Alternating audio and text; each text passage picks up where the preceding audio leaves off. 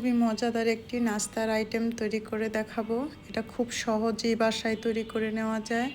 আর প্রতিদিনই যেহেতু বাসায় কোনো না কোনো নাস্তার আইটেম তৈরি করতে হয়, তাই বাসায় থাকা উপকরণগুলো দিয়ে যদি মজাদার একটি নাস্তা তৈরি করে নেওয়া যায় তাহলে কিন্তু খুবই ভালো হয়।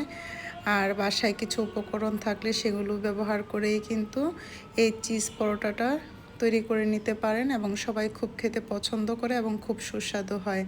আজকে এই চিজ পরোটার রেসিপিটাই আপনাদের সাথে শেয়ার করব।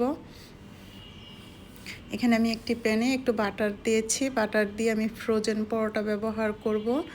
এখন তো মোটামুটি সবাই আমরা ফ্রোজেন পরোটাটা বাসায় রাখি নাস্তার সুবিধার্থে। তাই আমি এখানে ফ্রোজেন পরোটা 2টা পরোটা ভেজে নিব। আর খুব বেশি ভাজতে হবে না, হালকা একটু করে ভেজে নিব। তারপরে একই প্যানে আমি দিয়ে দেব আরেকটু বাটার, তাতে দিয়ে দিব সবুজ আর লাল ক্যাপসিকাম। এগুলি একটু ভাজা হয়ে গেলে আমি তাতে দিয়ে দিব আগে থেকে সিদ্ধ করে রাখা মুরগির বুকের মাংস।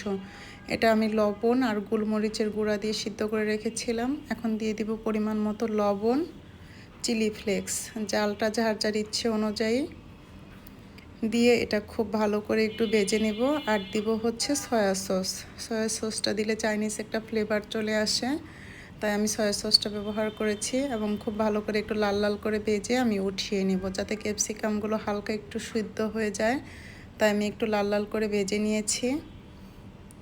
তারপর এখানে আমি আরও খানিকটা তেল ব্যবহার করব। এতে আগে থেকে হালকা ভেজে রাখা পরোটাটা দিয়ে রাখবো। আর আমি একটি ডিম লবণ দিয়ে ফেটিয়ে রেখেছিলাম। এটা খুব সাবধানে আস্তে আস্তে করে এটাতে ঢেলে দিতে হবে, যেন এটার সাইজটা ঠিক থাকে। খুব ভালো করে ঢেলে দিয়ে অল্প আঁচে কিন্তু এটা রান্না করতে হবে। তারপর দিয়ে দিব আগে থেকে ভেজে রাখা মুরগির মাংস আর ক্যাপসিকামগুলো। আপনার ইচ্ছা করলে এখানে গাজরটাও ব্যবহার করতে পারেন। মাংস আর ক্যাপসিকামগুলো দিয়ে খুব অল্প আঁচে এটা ভালো করে রান্না করতে হবে। তারপর আমি দিয়ে দিব হচ্ছে চিজ।